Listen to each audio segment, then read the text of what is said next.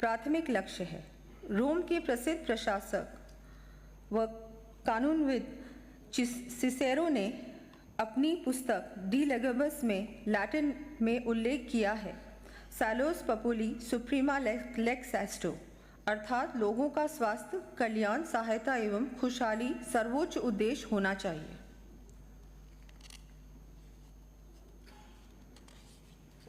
प्रदेशवासियों की ओर अपने दायित्व का निर्वहन करते समय हमें आज सबसे अधिक विचार अपने युवाओं के भविष्य के लिए करना है। युवा विकास एवं कल्याण। युवाओं के प्रेरणा स्रोत स्वामी विवेकानंद ने भी कहा है, a brave, Frank, clean hearted, courageous and aspiring youth is the only foundation on which the future can be built. अर्थात बहादुर, स्पष्टवादी, साहसी, आकांक्षी एवं साफ दिल वाले युवा एकमात्र नींव है जिस पर भविष्य का निर्माण हो सकता है। इस कारण युवाओं को और अधिक संबल प्रदान करने के लिए आवश्यकता है युवाओं के सर्वांगीण व्यक्तित्व विकास की, शिक्षा व खेलों से शारीरिक एवं मानसिक विकास की, कौशल एवं क्षमता को निखारने की, रोजगार के अवसरों में वृद्धि करने की। हमारी सरकार युवाओं के सुरक्षित भविष्य के लिए संवेदनशील है। हमने लेखानुदान प्रस्तुत करते समय लगभग 70,000 पदों पर भर्तियां किए जाने की घोषणा की थी।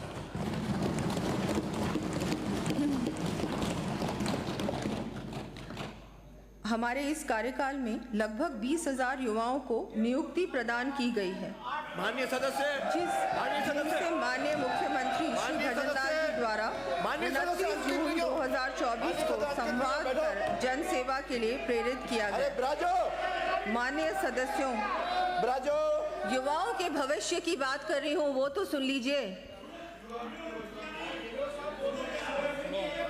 माननीय सदस्यों को अवगत कराते हुए मुझे हर्ष का अनुभव हो रहा है कि हमने 5 वर्षों में 4 लाख भर्तियां करने का संकल्प लिया है।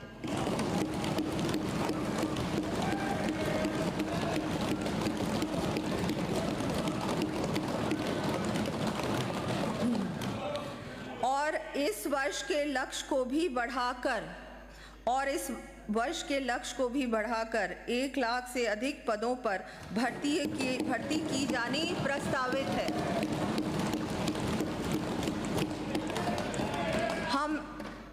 हम हर वर्ष समयबद्ध रूप से भर्ती परीक्षाएं करवाकर बैठे न बोले। हम हर वर्ष, आप सुनिए तो सही,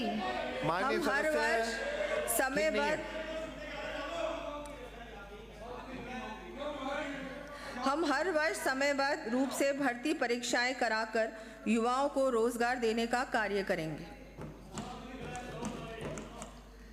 युवाओं के सर्वांगीण व्यक्तित्व विकास, उन्हें प्रोत्साहित करने तथा उनकी समस्याओं का त्वरित निस्तारण करने की दृष्टि से युवा नीति 2024 लाई जाने की घोषणा करती हूँ।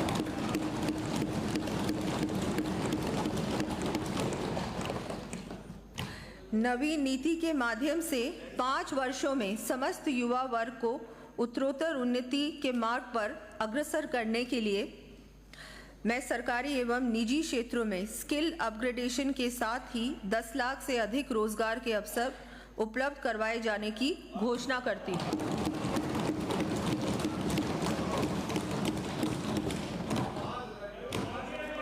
राज्य की विकास यात्रा में सम्मिलित होने के लिए युवाओं को AI आधारित काउंसलिंग की सुविधा उपलब्ध कराने के साथ ही अप्रेंटिसशिप, इंटर्नशिप प्रोग्राम संचालित किए जाना प्रस्तावित है।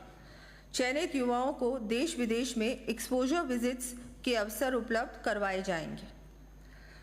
युवाओं में कौशल क्षमता का विकास कर उन्हें एम्प्लॉयबल बनाए जाने की दृष्टि से स्टेट स्किल पॉलिसी लाई जाकर वर्तमान में प्रचलित पाठ्यक्रमों को रेलेवेंट बनाते हुए प्रदेश में 2 वर्षों की अवधि में 1,50,000 से अधिक युवाओं को ट्रेनिंग करवाई जाएगी।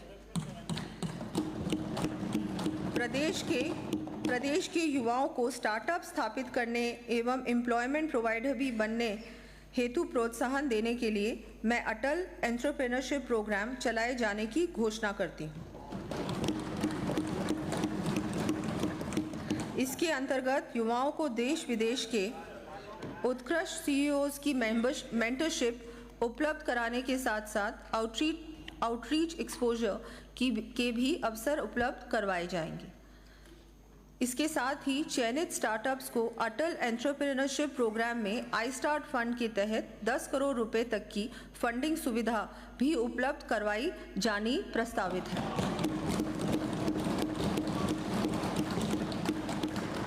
साथ ही स्टार्टअप्स को इक्विटी फंडिंग के द्वारा फाइनेंशियल सपोर्ट दिए जाने हेतु 10 करोड़ रुपए से फंड ऑफ फंड्स बनाया जाना प्रस्तावित है।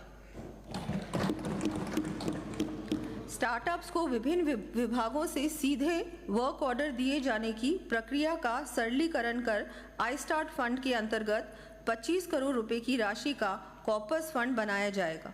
साथ ही स्टार्टअप्स को सीधे सब कॉन्ट्रैक्टिंग के माध्यम से कार्य देने की सुविधा भी उपलब्ध करवाई जाएगी। युवाओं के लिए नवीन तकनीकी क्षेत्रों में रोजगार के और अधिक अवसर सृजित करने की दृष्टि से हमारे द्वारा 1000 करोड़ रुपए की लागत से जयपुर, भरतपुर, बीकानेर और उदयपुर में अटल इनोवेशन स्टूडियोज और एक्सेलरेटर स्थापित किए जा रहे हैं। इनके अंतर्गत एग्रीकल्चर एक्सेलरेटर मिशन प्रारंभ करना भी प्रस्तावित है। इसके साथ अब मैं AVGC XR policy, animation, visual effects, gaming, comics, extended reality policy लाने की घोषणा करती हूँ। इसमें 5 वर्षों में 50,000 से अधिक रोजगार के अवसर उपलब्ध होंगे।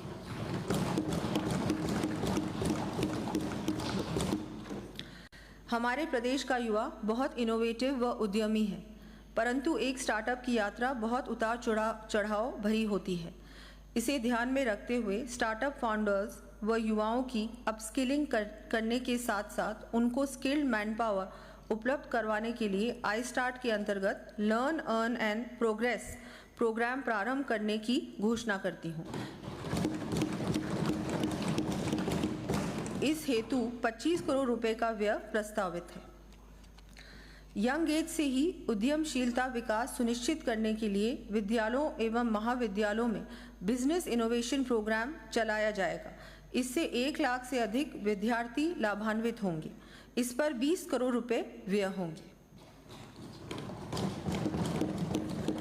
प्रदेश में तकनीकी शिक्षा को बढ़ावा देने, युवाओं को गुणवत्तापूर्ण कौशल प्रशिक्षण सुविधाएं उपलब्ध कराने तथा उनके लिए रोजगार के अवसर सृजित करने के उद्देश्य से नाचना पोखरन जैसलमेर में नवीन ITI तथा बांदीकुई दौसा, फागी दूदू, वल्लभनगर उदयपुर, निवाई टोंक, मारवाड़ जंक्शन पाली व गुडा मालिनी बाड़मेर में नवीन पॉलिटेक्निक महाविद्यालयों सहित 2 वर्षों में 20 ITIs एवं 10 पॉलिटेक्निक महाविद्यालय खोले जाने की मैं घोषणा करती हूँ।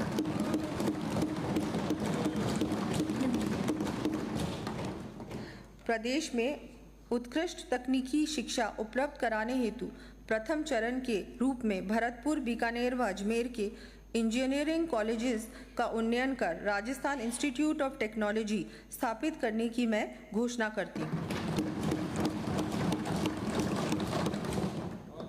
इन पर लगभग 300 करोड़ रुपए की लागत आएगी।